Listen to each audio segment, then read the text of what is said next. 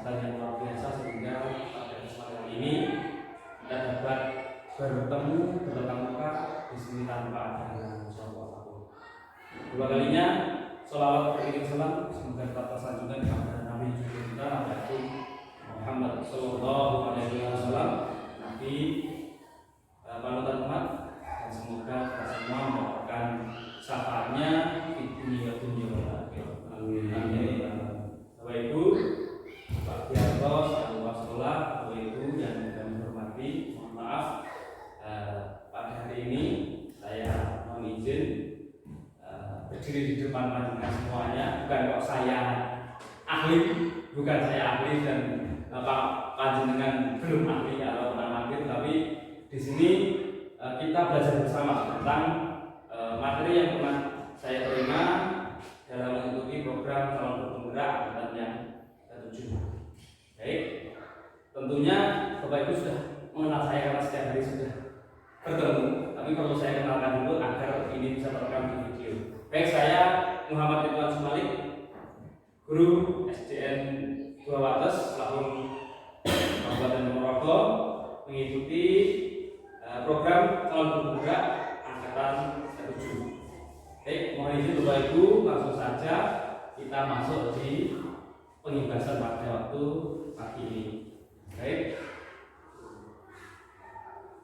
Bapak Ibu, yang pertama yang ingin kita kenalkan yaitu budaya positif.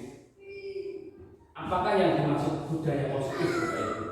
Mungkin ada yang bisa membantu menjelaskan apa itu budaya positif.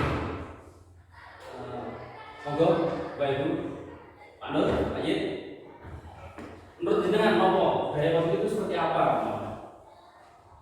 Ya, sedikit masukan saja untuk pengertian daripada budaya positif. Ya, kita membudayakan istilah-istilah kebiasaan yang positif terhadap anak didik maupun pendidik itu sendiri, supaya ke depannya itu adalah perilaku yang positif. Ya, berarti pembiasaan nih, Pak. Ya, sekali ini. Mungkin dari Bulfa, Bu Ina, ada yang bisa ditambahkan terkait budaya positif? Oh, oke. Ya, betul sekali. Tapi kelihatannya Bapak Ibu ini kok kurang semangatnya. Dan kita seperti anak kecil saja nih. Semangat lagi. Semangat. Loh, jadi semangat lagi. Gimana Pak Yadi? Pagi. Ya, seperti itu. Jadi semangat lagi. Pagi. Kalau nggak seperti ini baru tenang, baru mana pulau Pak Yadi. Ya, terima kasih. Kita kembali lagi. Jadi budaya positif ini terus betul apa yang diakui Pak Nur berupa bahwa kebiasaan positif. Tapi terkait hal ini Bapak Ibu, jadi kita tahu ya, semuanya saya itu sudah tahu namanya motivasi internal dan eksternal, intrinsik dan ekstrinsik. Jadi ketika membangun budaya ini sebagai pembuka saja bahwa kita membutuhkan namanya menumbuhkan rasa atau menumbuhkan motivasi dalam diri siswa agar ia terpacu untuk berbudaya, membiasakan dirinya berbuat hal positif. Seperti itu. Kita lanjut. Jadi apa konsep inti dalam budaya positif? Jadi yang pertama paradigma belajar, yang kedua disiplin positif, dan yang ketiga motivasi perilaku manusia, yang keempat kebutuhan dasar manusia, yang kelima posisi kontrol restitusi, yang keenam keyakinan kelas, dan yang ketujuh nanti kita bahas bersama yaitu segitiga restitusi. Baik Bapak Ibu, kita lanjut. Materi yang pertama adalah pembelajaran dengan paradigma baru. Pembelajaran paradigma baru ini merupakan pembelajaran dirancang dengan prinsip diferensial, yaitu pembelajaran yang berpusat pada kebutuhan setiap siswa. Kalau dulu mungkin kita zaman kita sekolah dulu, pola pembelajaran itu kan berpusat pada guru. Jadi jadi guru yang jadi sentranya harus ikut apa yang dikatakan oleh guru. Tapi di sini ini berbeda, yaitu memandang setiap murid itu memiliki kebutuhan yang berbeda-beda. Jadi misalkan A dan B itu memiliki perbedaan, jadi kebutuhannya apa yang berbeda, tidak bisa disamaratakan seperti itu, sehingga nanti apa yang dibutuhkan murid itu kita bisa layani sehingga tercapailah profil pelajar Pancasila yang diharapkan, yang dicita-citakan seperti itu. Jadi sekali lagi bahwa setiap murid itu memiliki kebutuhan yang berbeda-beda dan keunikan yang berbeda-beda. Mungkin dia lemah di sini atau kuat di bidang yang lain dan sebagainya seperti itu. Selanjutnya kita membahas tentang miskonsepsi tentang teori kontrol. Kita menganggap ada 4 hal ini Bapak Ibu. Kita menganggap bahwa seorang guru itu mampu atau bisa mengontrol murid. Biasanya seperti itu. Kadang dengan paksaan, kadang dengan hukuman dan sebagainya. Tapi sebenarnya itu tidak bisa, karena seorang manusia itu tidak bisa dikontrol sepenuhnya. Mungkin di sekolah kita, kamu harus belajar, kamu harus mengerjakan PR, kamu udah beli ini, udah beli itu. Tapi mungkin di lain waktu dia akan mengulangi kegiatan tersebut, karena mungkin hanya takut dengan aturan atau hukuman. Sejatinya murid itu tidak bisa dikontrol. Yang kedua, ilusi bahwa semua penguatan positif efektif dan bermanfaat. Penguatan ini dimaksudkan itu sebuah bujukan atau rayuan. Belum tentu juga Bapak Ibu. Jadi ketika murid itu kita bujuk, kita rayu, belum tentu dia akan terbuka juga untuk melakukan apa yang kita inginkan. Jadi murid itu sebenarnya insan yang memiliki kemerdekaan untuk memilih apa yang dia sukai dan dikehendaki. Jadi tidak bisa.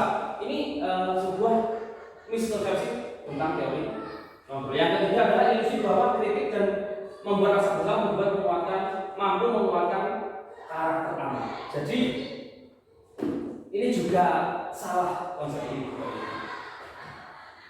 Kritik dan rasa bersalah itu hanya membuat anak akan merasa gagal dalam dirinya, dan belum tentu akan mengubah dia menjadi lebih baik lagi. Karena dia merasa bersalah, mungkin dihukum bapak ibu gurunya. Mungkin kan di sekolah kita juga masih banyak anak-anak yang nakal sebenarnya. Tapi sebenarnya kritik dan membuat rasa bersalah ini murid itu tidak bisa membuat atau menguatkan karakter anak menjadi baik. Dan yang keempat, ini yang biasanya kita merasa seperti itu, apalagi kita sebagai orang tua kepada anak kita. Kalau mungkin kepada murid kita kan agak ada batasannya, tapi kalau kepada anak kita itu merasa bahwa kita orang dewasa tidak memaksa anak murid ataupun anak kandung kita. Kamu harus seperti ini, kamu harus ikut ini, belajar ini dan sebagainya. Dan itu teori yang salah Bapak Ibu. Jadi tidak benar seperti itu. Oke.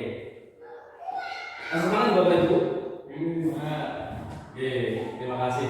Yang selanjutnya yaitu tentang teori kontrol. Jadi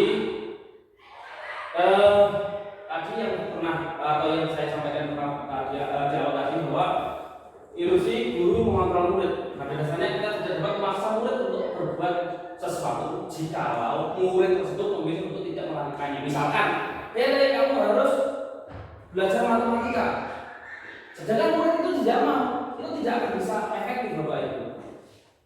Walaupun tampaknya guru sudah mengontrol perilaku murid, hal demikian terjadi karena murid sudah mengizinkan dirinya untuk dikontrol. Saat itu bentuk kontrol guru menjadi kebutuhan dasar yang dimiliki atau dimiliki oleh murid. Teori kontrol menyatakan bahwa semua perilaku memiliki tujuan, bahkan terhadap perilaku yang tidak disukai. Jadi menyinggung tentang teori tujuan, bahwa setiap perilaku itu ada namanya tujuan yang latar belakangi. Jadi ketika kita melakukan sesuatu pasti kan ada tujuannya. Misalkan kita makan tujuannya agar kenyang, minum agar tidak haus dan sebagainya. Jadi walaupun itu tidak disukai, misalkan saya melakukan ini agar tidak dimarahi Pak Yogi, misalkan Pak Yogi tidak murid marah-marah kayak ini guru sabar, beda sama saya. Oke. Dan sebagainya. Yang kedua, ilusi bahwa semua penguatan positif efektif dan bermanfaat. Seperti di awal tadi, penguatan positif atau bujukan adalah bentuk-bentuk kontrol segala usaha untuk mempengaruhi murid agar mengulangi suatu perilaku tertentu adalah suatu usaha untuk mengontrol murid tersebut. Dalam jangka waktu tertentu mungkin murid tersebut akan menyadarinya dan mencoba untuk menolak bujukan atau bisa jadi murid tersebut menjadi tergantung pada bukan sang guru untuk berusaha. Jadi intinya penguatan positif ini murid ini bisa jadi yang pertama menolak karena aku biasanya kalau sholat duha biasa misalkan gitu kalau tidak sholat duha nanti saya akan duduk A B C D atau saya dibujuk agar saya mau belajar dengan rajin. Suatu saat karena ini sifatnya eksternal mungkin murid akan memberontak, dia merasa tidak cocok dengan bujukan ini. Atau yang kedua, dia sangat tergantung dengan bujukan seorang guru. Kalau tidak diparingi tidak dibujuk, tidak diraih, tidak diberi perintah oleh gurunya, dia tidak akan melakukan apapun. Yang ketiga, ilusi bahwa kritik dan membuat orang merasa bersalah dapat memuatkan karakter. Menggunakan kritik dan rasa bersalah untuk mengontrol murid menuju pada identitas gagal. Mereka belajar untuk merasa buruk tentang diri mereka. Mereka menggunakan dialog diri yang negatif. Kadang kala sulit bagi guru untuk mengidentifikasi bahwa mereka sedang melakukan perilaku ini karena sekali guru cukup menggunakan suara halus untuk menyampaikan pesan negatif. Jadi kritik atau menghukum dan bagaimana atau menggunakan bahasa verbal yang membuat hati murid mungkin merasa bersalah, merasa terhakimi, merasa orang yang jadi gagal, itu akan membuat ini akan menjadi negatif, Bapak Ibu. Jadi bahasa negatif itu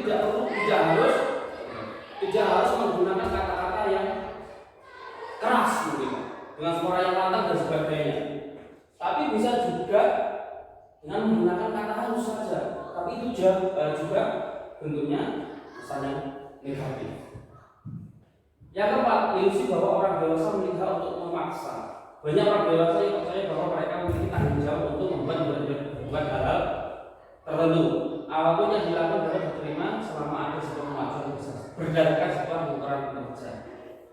Pada saat itu pula orang dewasa akan menyadari bahwa perilaku memaksa tidak efektif untuk jangka waktu panjang dan sebuah hubungan perusahaan akan terbentuk. Jadi ketika kita memaksakan kehendak, bisa jadi suatu hari anak tersebut akan memberontak. Karena sifatnya memaksa itu kan biasanya dengan konsekuensi, dengan hukuman. Kalau kamu tidak mau ini, kamu akan saya hukum ini. Kalau kamu tidak mau belajar, saya tidak akan kasih kamu nilai yang bagus dan sebagainya.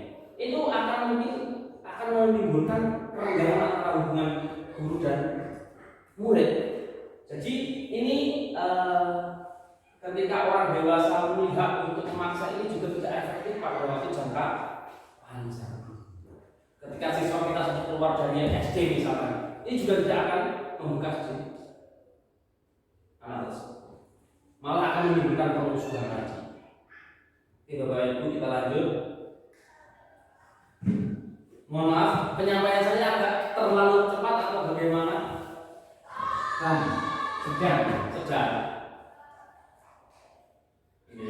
Terima kasih. Kita lanjut. Bagaimana seseorang bisa berubah dari paradigma stimulus respon kepada pendekatan teori kontrol? Ini jadi kalau dulu yang kita tahu biasanya kan stimulus respon. Jadi kita berusaha berubah dari paradigma stimulus respon menjadi pendekatan teori kontrol. Kalau stimulus respon menyatakan bahwa kebutuhan kita itu sama, jadi sama semua manusia itu sama kebutuhannya. Tapi kalau teori kontrol itu setiap manusia memiliki kebutuhan yang berbeda. Semua orang melihat hal yang sama, jadi ketika melihat hal sesuatu itu sama, penilaian sama, pendapatnya sama.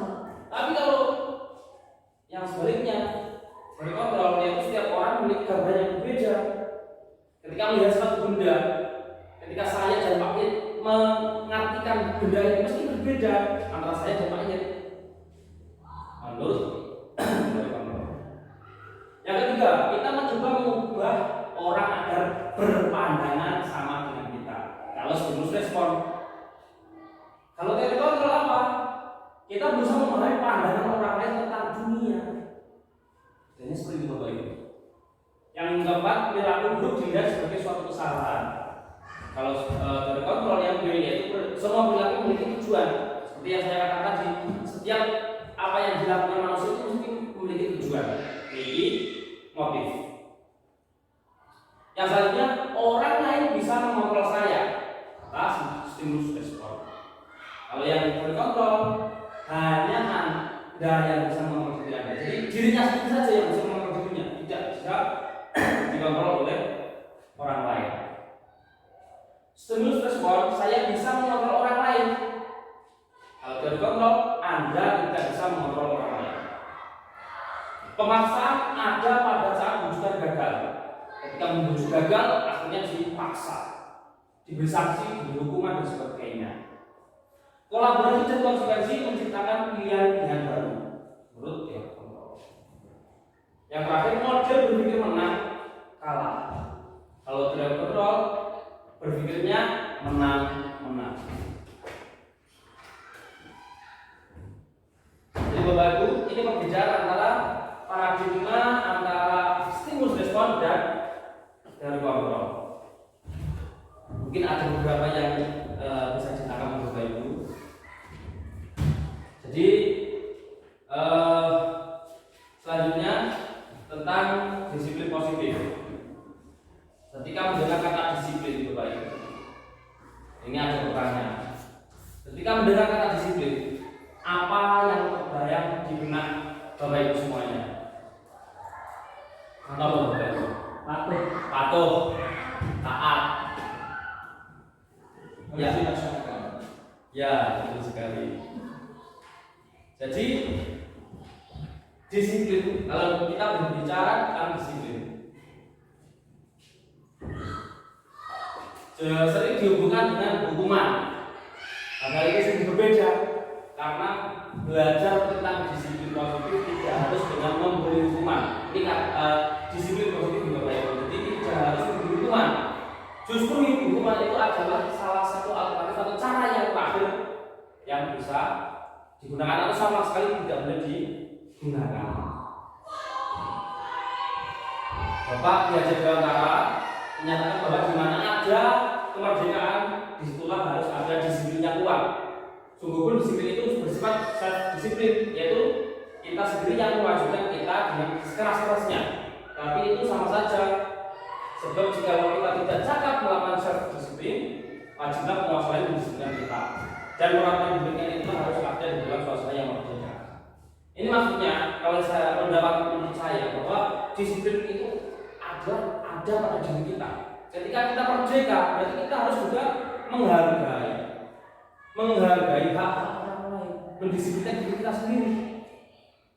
Kata disiplin ini menurut saya ini diartikan dengan norma-norma atau nilai-nilai yang kita percaya. Misalkan kita semuanya beragama Islam, jadi kita memiliki nilai-nilai atau norma-norma yang harus kita laksanakan, yang harus kita jauhi dan sebagainya. Maka dengan hal itu kita akan memaksa diri kita untuk melakukan hal-hal yang menurut kita akui atau percayai hal tersebut benar. Jadi menurut Diajak Dewantara adalah disiplin positif itu adalah disiplin dalam dirinya sendiri, setiap manusia sendiri-sendiri.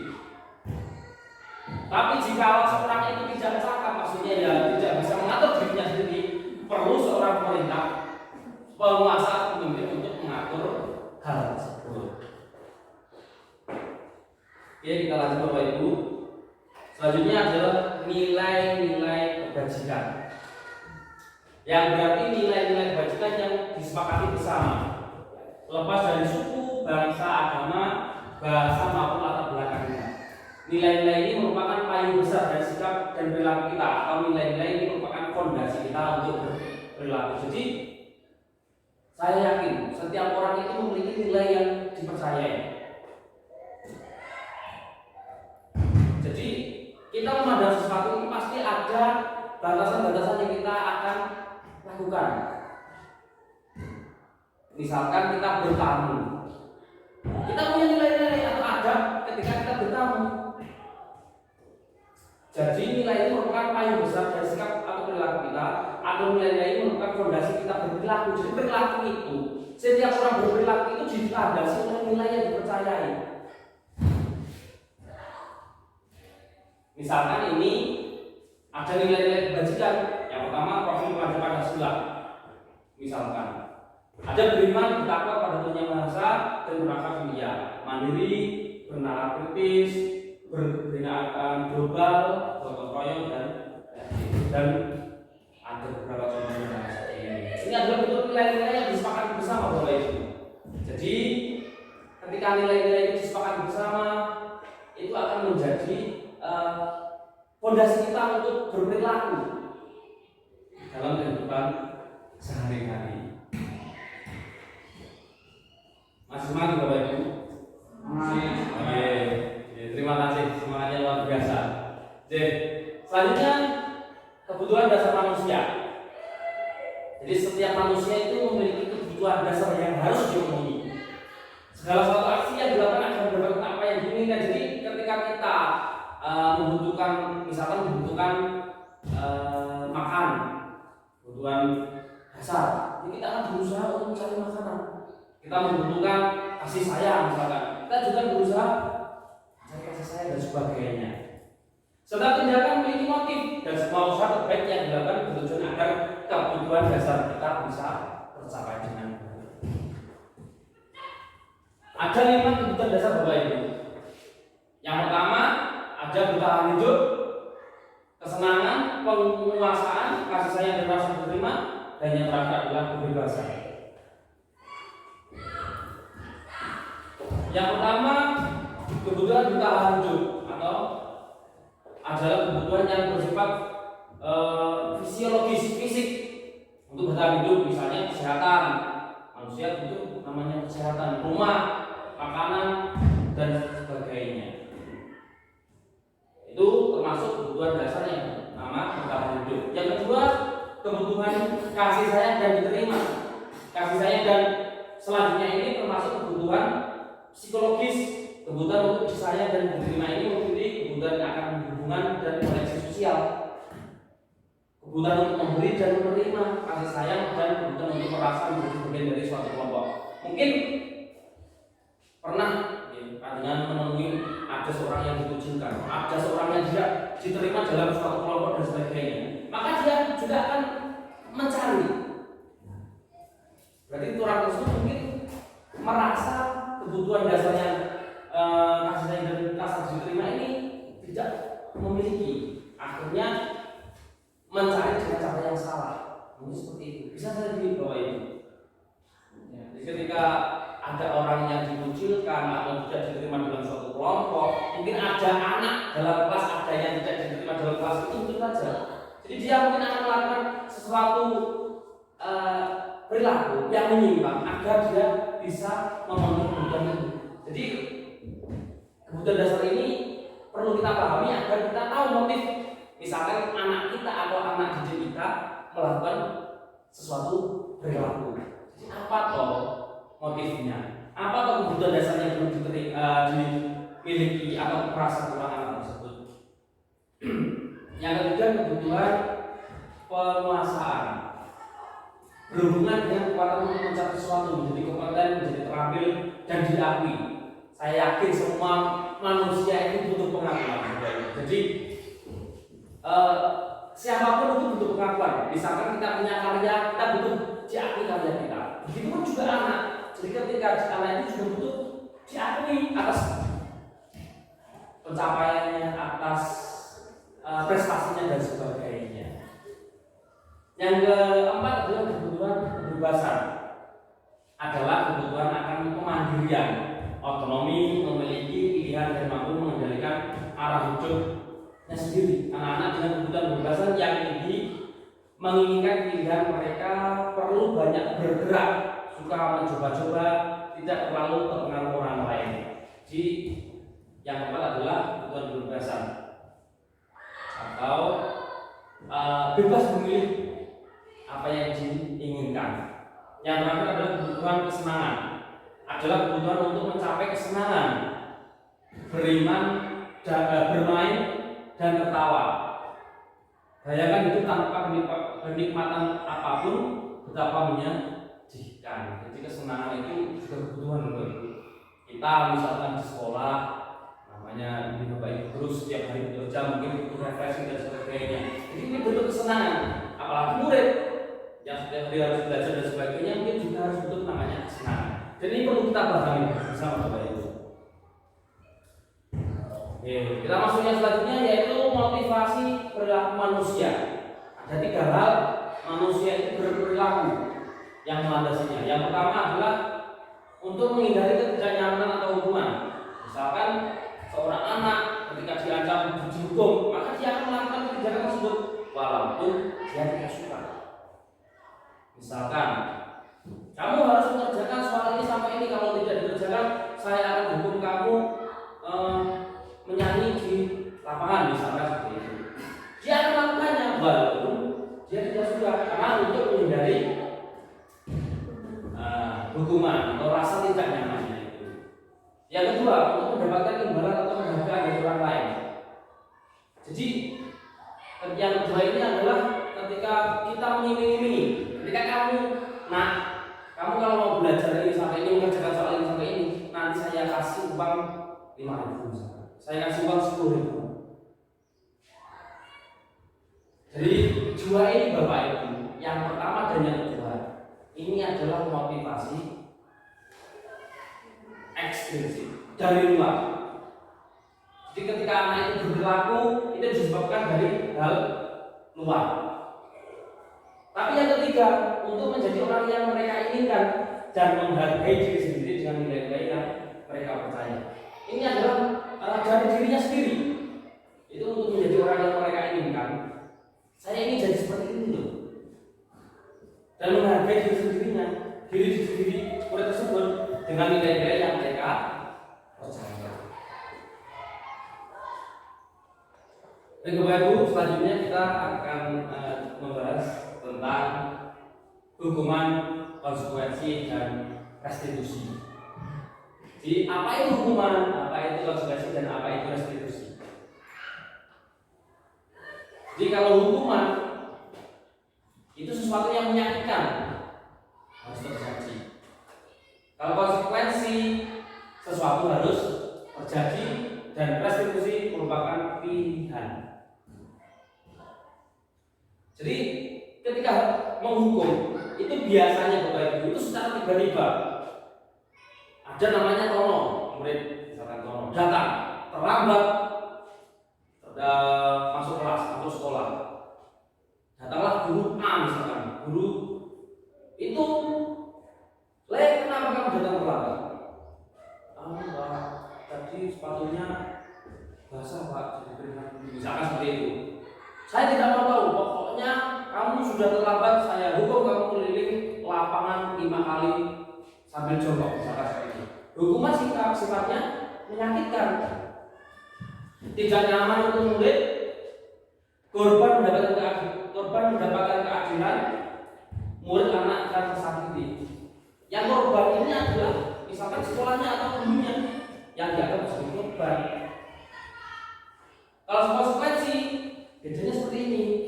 Anak-anak, saya kasih tugas 1 sampai 10. Silahkan dikerjakan di rumah, ini saya PR kan. Hari Sabtu silahkan dikumpulkan.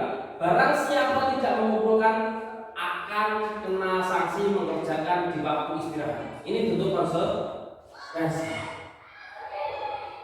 Sedangkan restitusi itu beda. Murid punya pilihan. Ketika murid itu bermasalah, misalkan punya salah dan sebagainya, maka guru itu akan memberikan pilihan pada murid itu apa yang akan murid lakukan untuk memperbaiki masalahnya. Jadi kalau konsekuensi tadi membuat konsekuensi dengan anak, kalau kali ini akibatnya ini. Tapi kalau restitusi itu memberikan pilihan untuk anak memperbaiki masalahnya, menguatkan untuk murid atau anak dalam jangka waktu panjang. Korban mendapatkan ganti, murid akan mendapatkan penguatan. Oke, kita lanjut. Coba. Kalau hukuman dampaknya adalah murid akan marah, merasa bersalah, rendah diri atau mengasingkan diri atau menjauhkan diri dengan gurunya.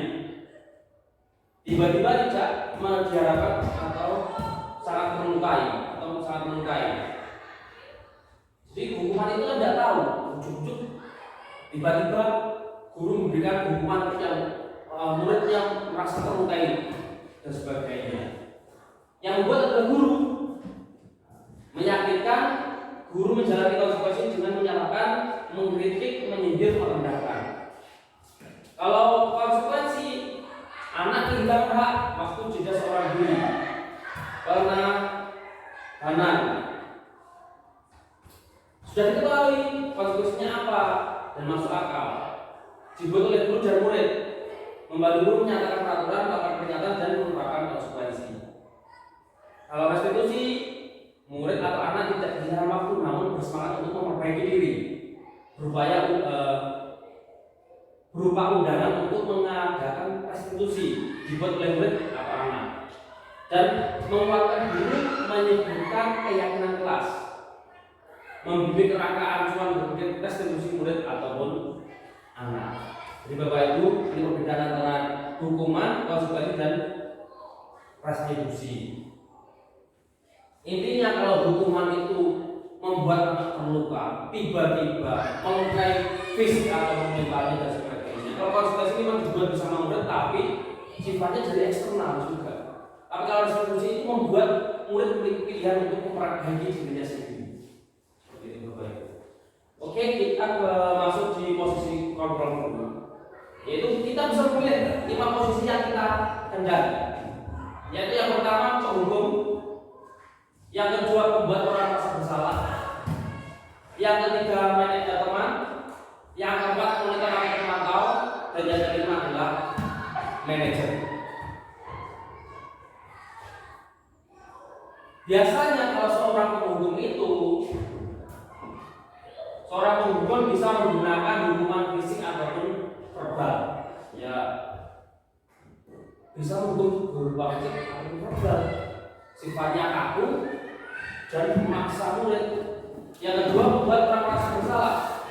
Pada posisi ini biasanya guru akan berusaha lebih lembut, tapi menggunakan bahasa lembut, tapi membuat identitas gagal anak itu merasa bersalah atas perbuatannya.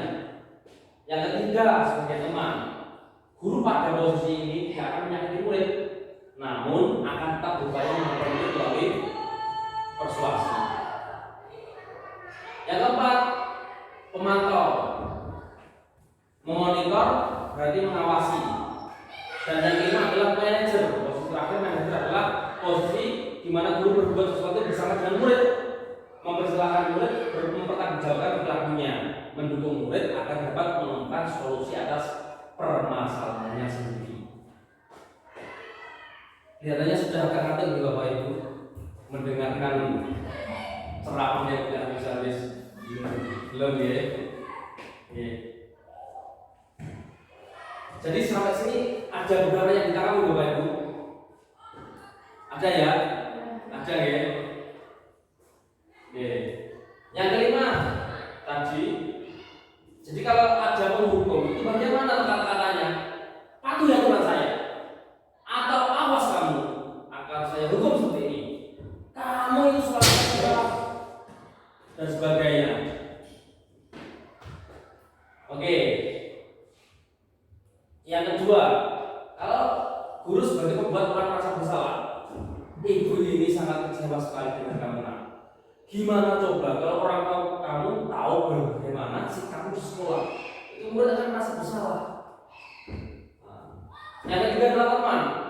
Ayolah bantu demi bapak. Ya sudah, kali ini kesalahan saya atasi ya. Nanti kamu jam saja, kamu masuk kelas. Nanti saya berbicara kepada kepala sekolah. Ini teman. Terus yang monitor atau memantau, anak datang melakukan kesalahan, apa kesalahanmu, peraturannya apa, bagaimana konsekuensinya, dan sebagainya, apa sanksi yang harus kamu lakukan, dan sebagainya. Itu pemantau. Dan terakhir adalah manajer. Ketika ada anak yang melakukan kesalahan, apa yang dikatakan seorang manajer atau guru yang berposisi sebagai manajer? Apa yang kita yakini nak? Apa yang kamu yakini?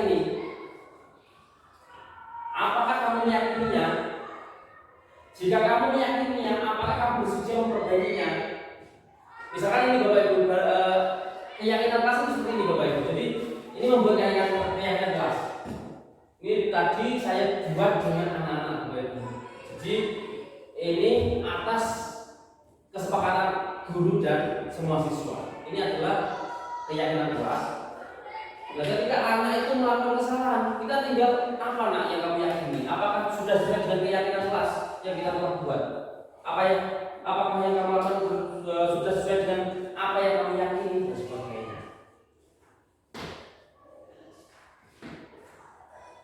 Jika kamu meyakini hal tersebut, maka tindakanmu itu salah apa benar nak? Kalau salah, apakah kamu mau memperbaikinya nak? Dan sebagainya. Itu adalah posisi manajer. Dan lagi, ketika kamu memiliki kesalahan, apa rencanamu untuk memperbaiki? Ini loh. Jadi guru itu memberi pilihan kepada anak tersebut untuk memperbaiki masalahnya. Jadi dipersilakan untuk murid tersebut, bagaimana nak kamu cara memperbaiki masalah tersebut? Anaknya bicara, saya akan seperti ini Pak, saya misalkan anak tersebut berbuat salah atau misalkan datang terlambat, saya akan berusaha berbagi lagi Pak, saya akan menyetel alarm saya Pak dan sebagainya, dan saya akan meminta orang tua saya agar membangunkan saya lebih pagi lagi Pak. Jadi kita memberikan pilihan kepada anak tersebut agar anak tersebut memperbaiki masalahnya sendiri. Jadi anak tersebut akan timbul dari dalam dirinya untuk memperbaiki masalahnya sendiri tanpa kita harus mengatur, menghukum dan sebagainya. Maka anak tersebut akan terbiasa dalam dirinya sendiri. Oke, Bapak Ibu, ini tentang 5 posisi kamu tadi sudah paham ya? Maksud saya sudah bisa diterima ya? Bisa ya? Nah, sekarang saya ingin bertanya. Ketika ada kalimat seperti ini termasuk kalimat yang mana Bapak Ibu? Yang pertama, saya kecewa sekali dengan kamu. Membuat merasa bersalah, betul sekali. Kamu tidak pernah benar melakukannya. Kamu hukum, betul. Ayolah, lakukan diri saya ya. Teman, betul sekali. Apakah kamu mau mendapatkan stiker bintang hari ini?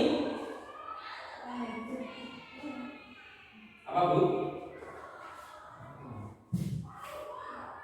Apakah kamu mau mendapatkan stiker bintang hari ini? Ketika kamu melakukan ini, nanti akan saya kasih bintang. Ketika kamu melakukan ini, hukumannya kamu harus lari atau belajar di kelas kaki pada waktu istirahat. Guru mahasiswa apa Bu? Ayo lupa. Jadi tadi apa Bu? Ya, memantau. Ya, betul sekali. Jadi yang terakhir, bagaimana kamu bisa menyelesaikan? Bagaimana kamu bisa menyelesaikan masalahmu? Posisi kamu manajer, betul sekali Bapak Ibu.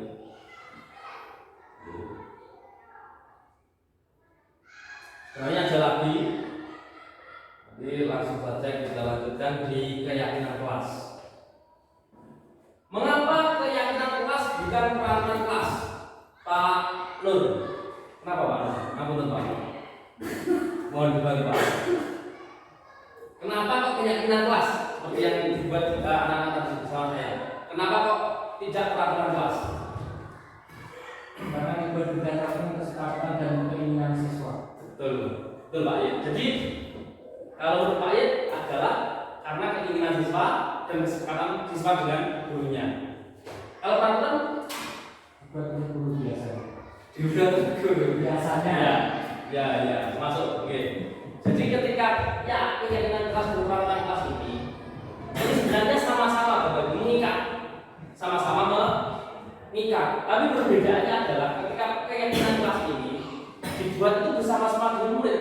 Apa yang murid rasakan, apa yang murid yakini, maka dituangkan dalam keyakinan kelas ini.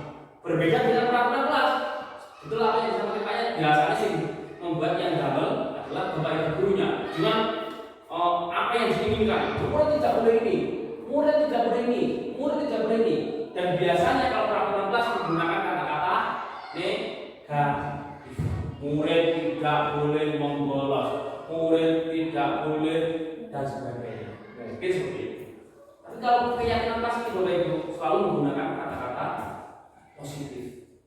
Jadi seperti ini, saling membantu, misalkan berkata jujur, saling membantu dan menghargai, saling menghormati, disiplin menggunakan waktu. Itu contoh-contoh dari keyakinan kelas Bapak Ibu.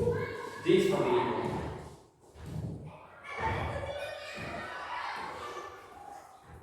Bagaimana langkah-langkah membentuk keyakinan kelas? Jadi keyakinan kelas ini yang pertama, keyakinan kelas bersifat lebih abstrak daripada peraturan yang lebih rinci dan konkret. Abstrak berarti nilainya atau nilai global yang bisa yang tidak bisa atau tidak rinci seperti peraturan kelas dalam sekolah. Keyakinan kelas berupa pernyataan universal. Pernyataan kelas, pernyataan keyakinan kelas senantiasa juga dalam bentuk positif. Jadi kalimatnya positif Bapak Ibu seperti yang saya katakan tadi. Keyakinan kelas sebenarnya tidak terlalu banyak sehingga mudah diingat. 5, 6, 7 sehingga seluruh anggota kelas itu tetap ingat, tidak sebagai ranking dari atas sampai bawah, misalkan 20, 30. Jadi murid itu akan lupa. Cukup sedikit saja tapi diingat oleh setiap murid atau setiap siswa. Keyakinan kelas sebaiknya sesuatu yang dapat diterapkan atau diterapkan di lingkungan tersebut. Jadi yang sesuai dengan lingkungan tersebut Bapak Ibu.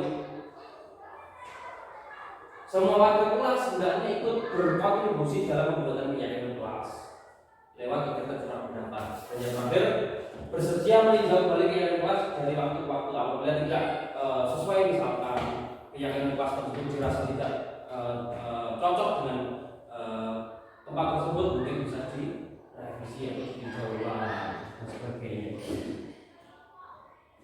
Sekarang masuk di segitiga restitusi. Segitiga restitusi. Jadi ketika kita menyelesaikan masalah, itu perlu dipahami ada 3 hal itu.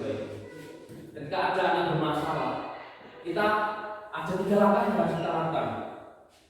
Yang pertama adalah menstabilkan identitas. Misalkan ada anak yang sifat tindakan yang melanggar peraturan, misalkan berkelahi atau apa ya, misalkan ada siswa berkelahi atau siswa ada yang bully, ada yang bully, yang kita panggil kan otomatis yang bully. Pembuli tersebut. Jadi kata-katanya tidak harus seperti ini Bapak Ibu. Tapi kata-kata menstabilkan identitas itu membenarkan, bahasanya seperti ini, membenarkan tindakan tersebut karena mungkin ada motif yang dilakukan.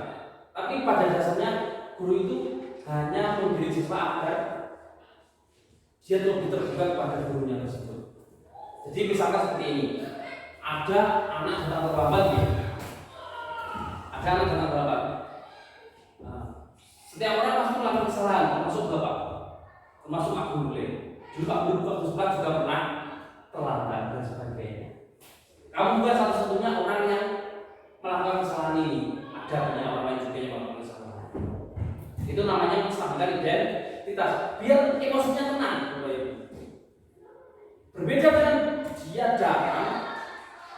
datang seorang siswa datang, dia melakukan kesalahan, terus langsung marahin, kamu ini selalu salah, kamu sudah melakukan kesalahan, saya akan hukum kamu. Anak ini akan beda, emosinya akan malah semakin naik dan sebagainya. Baik Bapak Ibu, yang kedua, tapi kan yang pertama menstabilkan identitas, yang kedua menanyakan keyakinan. Jadi sebelumnya kita sudah membuat keyakinan kelas beserta dengan anak didik kita. Jadi ketika ada masalah, misalkan anak datang terlambat, apakah datang terlambat itu sudah sesuai dengan keyakinan kelas kita? Kayak seperti itu misalkan. Ada tolong misalkan, kamu datang terlambat itu sudah sesuai dengan keyakinan kelas atau belum? Jadi insya Allah jawaban anak itu kan tidak sesuai Pak. Apa yang keyakinan kelas kita lihat? Disiplin dalam menggunakan waktu. Setelah ditanya itu, yang ketiga adalah validasi tindakan yang salah. Tentu kamu datang terlambat itu kan ada alasannya. Misalkan seperti itu. Apa alasannya? Nak, kamu datang terlambat. Saya bangunnya kesiangan Pak. Saya tadi bangunnya sudah siang Pak. Jadi tidak bisa datang tepat waktu ke sekolah. Katanya lagi, apa alasannya kamu bisa kok bisa datang terlambat? Kenapa? Misalkan kan sekarang anak-anak itu kan gemarnya main game. Saya datang malamnya main game Pak sampai malam Pak, sehingga saya bangunnya kesiangan Pak. Misalkan seperti itu. Terus kita tanya, adakah cara yang lebih efektif untuk mendapatkan apa yang kamu butuhkan? Apa yang kamu butuhkan terkait dengan main game tadi? Insya Allah misalkan seperti itu, anak akan menjawab bisa Pak. Saya akan lebih mengatur lagi waktu agar saya juga bisa bermain game dan supaya saya bisa cepat tidur agar bangunnya tidak siang. Atau saya akan minta alarm Pak. Saya akan minta ibu saya, bapak saya membangunkan saya Pak dan sebagainya. Itu namanya kita berikan opsi pada anak.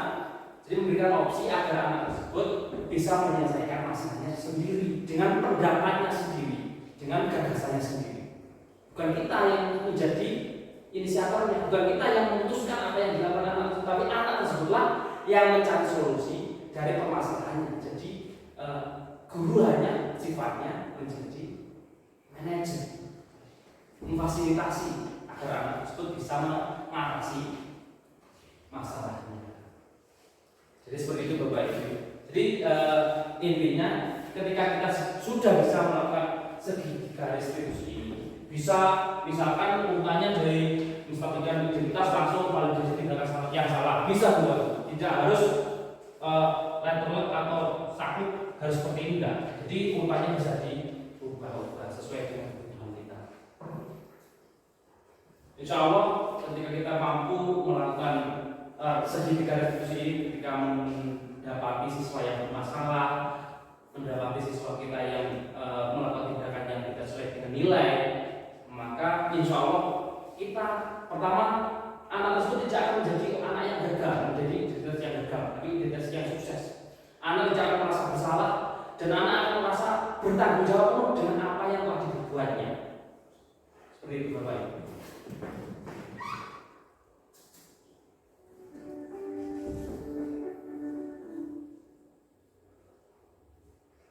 Baik, selanjutnya Bapak Ibu, ini ada video tentang skenario ketika anak melakukan kesalahan dan tindakan yang dilakukan adalah segitiga restitusi. Mari kita saksikan bersama Bapak Ibu.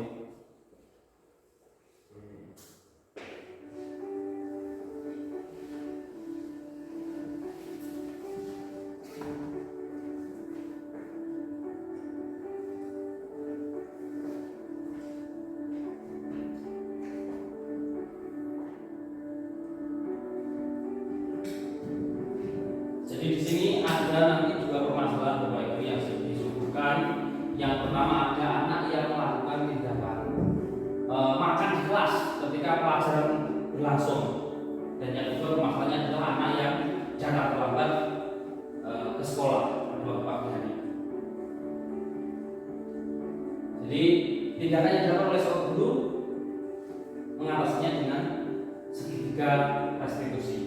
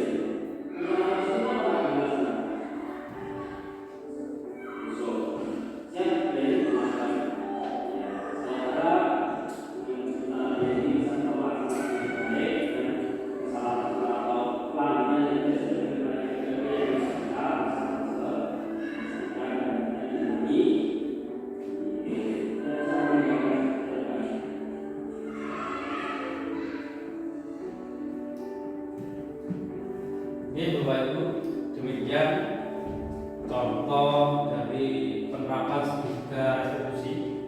Jadi sebenarnya banyak sekali mungkin kita temui siswa-siswi kita yang melakukan tindakan yang tidak sesuai dengan norma, tidak sesuai dengan nilai, maka sebisanya. Dan kita berharap dengan tindakan seperti ini akan membangun identitas sukses bagi anak.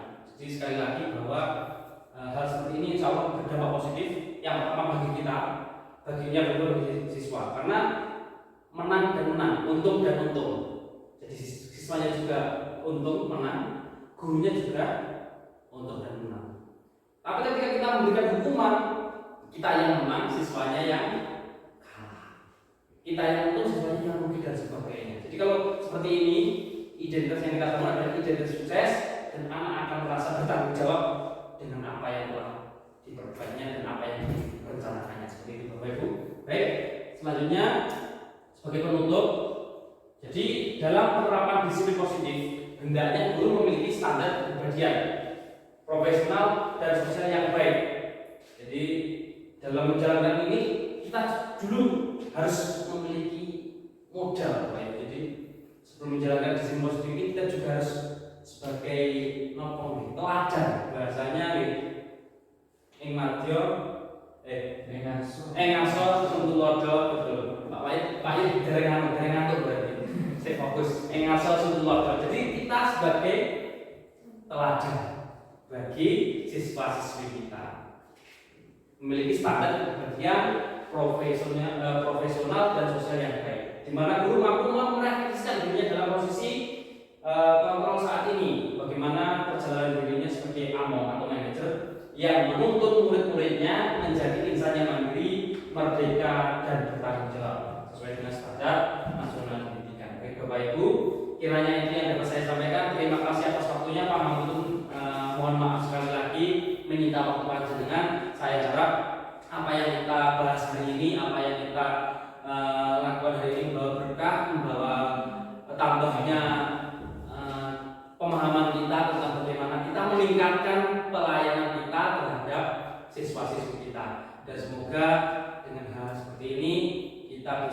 mewujudkan sekolah kita yang jadi lebih baik dan lebih maju. Oke. Sekali lagi Pak Kepala Sekolah, Pak Gianto, Bapak Ibu guru semuanya, terima kasih. Dan saya akhiri, sebelum saya akhiri, ada kesalahan pasti, mohon maaf yang sebesar-besarnya atas kata-kata saya atau penjelasan saya yang terlalu muluk-muluk alias mulek dan sebagainya, mohon maaf. Dan akhiran, assalamualaikum warahmatullahi wabarakatuh. Waalaikumsalam warahmatullahi wabarakatuh.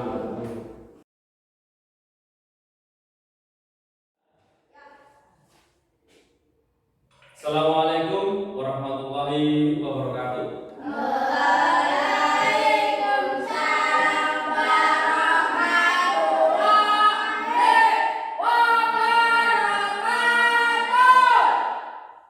Selamat pagi. Pagi, Pak. Semangat pagi. Pagi, pagi, pagi. Alhamdulillah. Semuanya baik ya kabarnya.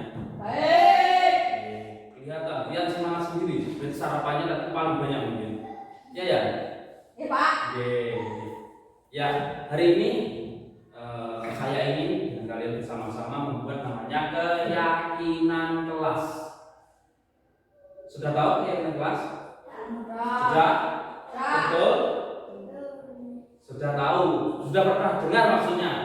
Nah, jadi hari ini kita buat keyakinan kelas yang tujuannya apa yang kita sepakati bersama, apa yang kita yakini bersama antara anak-anak dengan guru, dengan Pak Malik bisa dilaksanakan bersama sesuai dengan nilai-nilai yang kita percayai. Oke, saya sedikit menjelaskan dulu tentang keyakinan kelas. Jadi keyakinan kelas itu adalah sesuatu yang tanda kutip hampir mirip dengan peraturan kelas atau peraturan sekolah. Kenapa hampir mirip? Ya, ada kata-kata yang mengikat bersama. Tapi bedanya dengan keyakinan kelas adalah keyakinan kelas itu apa yang kita yakini, apa yang kita percayai. Jadi tanpa ada nanti ada Pak Malik atau Bapak Ibu guru yang lain, kalian meyakini kelas nilai ini. Jadi kalian tanpa ada dorongan dari luar, kalian sudah melaksanakannya dengan baik. Misalkan apa? Misalkan gini, misalkan Ilham. Ilham percaya tentang kewajiban seorang muslim untuk melaksanakan sholat, melaksanakan semua perintah Allah dan menjauhi segala larangan Allah. Jadi ketika orang itu sudah percaya, Ilham sudah percaya, maka Ilham dengan sendirinya yang menjalankan segala perintah Allah, melaksanakan sholat, puasa, zakat dan sebagainya. Itu namanya keyakinan. Yakin Ilham bahwa hal itu memang harus dikerjakan sesuai dengan nilai-nilai yang dipercaya, termasuk nilai-nilai agama. Jadi saya ingin hari ini kita membuat keyakinan kelas. Yang kedua, keyakinan kelas itu menggunakan kalimat positif, tidak menggunakan kalimat negatif. Kata-kata tidak boleh, jangan, dilarang itu tidak digunakan. Yang digunakan kalimat positif. Misalkan kalau kita ingin saling menghargai orang lain, jadi katakan keyakinan kelas itu sesama siswa dan guru harus saling menghargai, misalkan seperti itu. Pengennya, saya ini pengennya semua anak jujur Pak. Jadi berkata, semua anak kelas 5 berkata jujur, misalkan seperti itu. Terus lain sebagainya. Jadi menggunakan kalimat positif. Baik, untuk selanjutnya, Don, jangan terdengar Don. Saya bagikan kertasnya. Ya, nanti silahkan nanti ditulisi apa yang menurut kalian yakini. Setelah itu ditempel di sini ya. Ditempel ya. Baik, akan saya bagikan. Silahkan ditulis.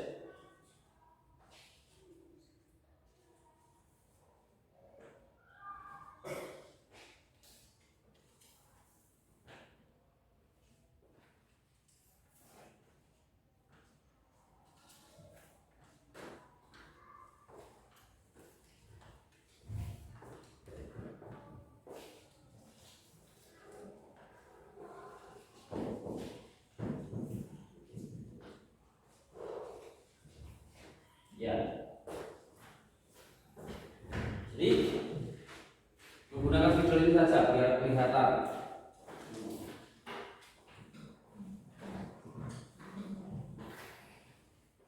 Warnanya yang kontras.